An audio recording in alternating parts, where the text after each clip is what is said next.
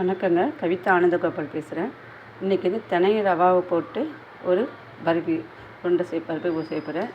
ரவா வந்து 1/4 கிலோ ரவா, அதே ஈக்குக்கு தினையும் 1/4 கிலோ போட்டு நல்லா ரெண்டும் சேர்த்து நல்லா ஃபஸ்ட்டு தினையை நல்லா வறுத்துக்கிட்டு தான் ரவா வறுக்கணும் உங்களுக்கு.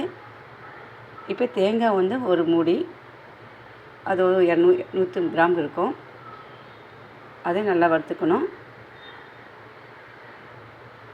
சுகர் வந்து 400,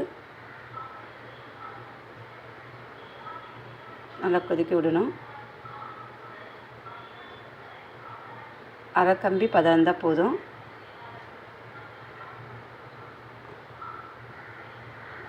அரை கம்பி பதம் இருந்தால் போதும் நமக்கு போடுறதுக்கு. தினையும் ரவாவும் நல்லா மிக்சியில் போட்டு நல்லா அரைச்சிட்டு வந்திருக்கேன். இப்போ கொஞ்சம் கொஞ்சமாக போட்டுக்கலாம். அப்படியே போடாது, அப்படியே மிக்சியில் நல்லா பவுடர் பண்ணிக்கணும். கொஞ்சம் கொஞ்சமாக போட்டுக்கலாம்.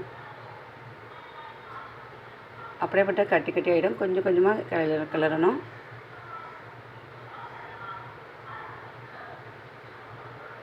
தேங்காய் வந்து நம்ம அது வறுத்த தேங்காயும் போட்டுக்கலாம்.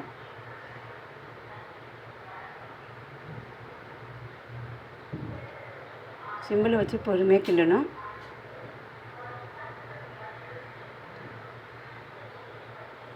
இப்போ தென்னை உருண்டை ரெடி ஆகிட்டு, தென்னை ரவா உருண்டை ரெடி ஆகிட்டு. லைக் பண்ணுங்கள், ஷேர் பண்ணுங்கள், மறக்காமல் கமெண்ட் பண்ணுங்கள் எனக்கு. தேங்க்யூ.